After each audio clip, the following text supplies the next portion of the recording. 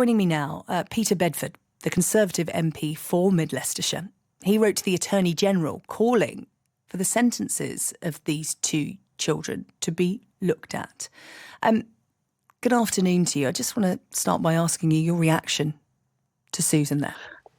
Good afternoon. Yeah, absolutely. I mean, Susan's clearly very brave and articulate. I mean, she's certainly more composed than I would be under the circumstances. I actually met Susan yesterday with her mother, and we talked through the case in detail, and I was just taken aback by how calm, composed and measured she is about all of this, particularly given the tragedy that her and her family have suffered. You've written to the Attorney General, and I know Susan has been in contact with the Attorney General's office as well. What is it you've said to the Attorney General about the sentences given to these two young children? So I've asked the Attorney General to lodge an appeal with the Court of Appeal that the sentences issued were unduly lenient. When you have a situation where you have, a person's life has been taken, and regardless of the age of the perpetrators, the fact that one of them got 7 years custodial and the girl actually didn't even get a custodial sentence is not a disgrace. And is it any wonder there's a lack of confidence in our justice system when those kind of sentences are being issued for such serious crimes?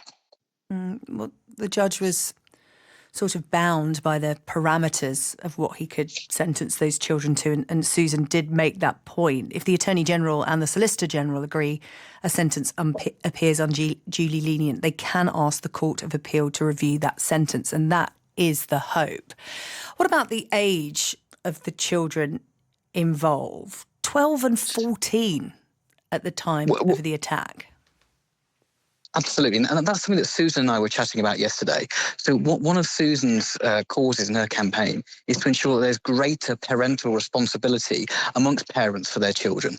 Now, we're not saying that the parents should be charged for the crimes of their children, but we are saying that there should be culpability here around their responsibility to look after their children, to make sure they're not going out and causing trouble and doing these kinds of offences. I mean, this has clearly escalated where Susan sadly lost her father's life.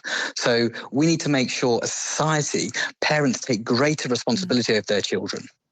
What about rehabilitation? Because when we talk about custodial sentences, we talk about them in the same breath as punishment and rehabilitation. When people leave prison or whatever establishment they're sent to, the hope is that they come out a better person, having reflected what they have done. The girl in this case, that was part of her sentencing. How much of that should be woven into the sentencing of essentially children? Yeah, well, of course, rehabilitation is a key part of any sentencing in any crime. But there should also be public confidence in the system. Clearly, a man has lost his life here. Susan's lost her father. And there needs to be the state has to give a clear message that this kind of behaviour is not to be tolerated. So punishment in these types of cases has to be the priority. But of course, alongside that, there has to be rehabilitation. We don't want these two youngsters to come out in 3 or 4 years' time and go on to then reoffend, go back into antisocial behaviour and escalating again and harm someone else. Yeah. That's why I'm saying to you, I believe the initial sentencing is far too lenient to enable both the punishment and the rehabilitation to take place. Yeah. The question is, of course, how do you strike the balance? Because as Susan was at pains to point out, these two children will be free to go on and live their presumably long lives. By the age of 18, this episode will be put behind them.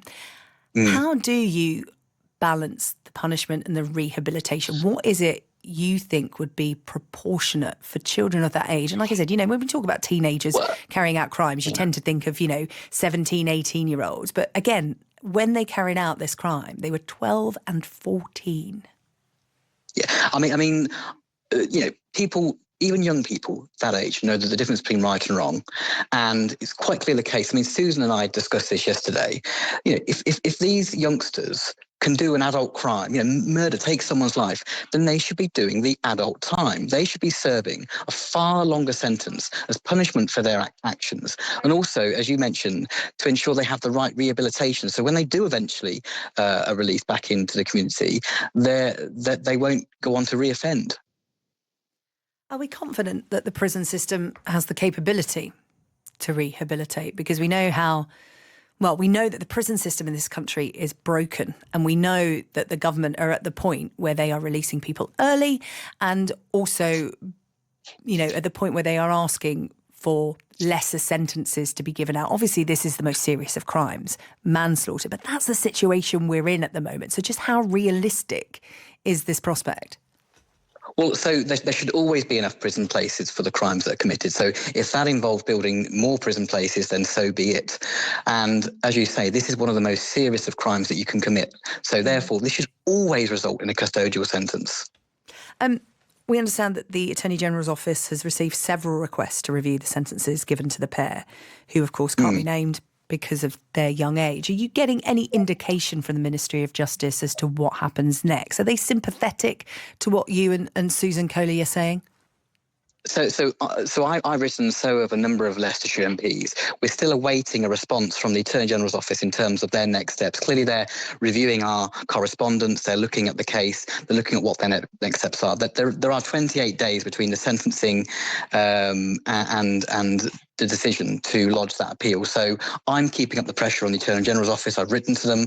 I've submitted written parliamentary questions. I'll be raising it on the floor of the House as well to keep the pressure on to ensure that actually this appeal against sentencing is lodged and is reviewed by the courts.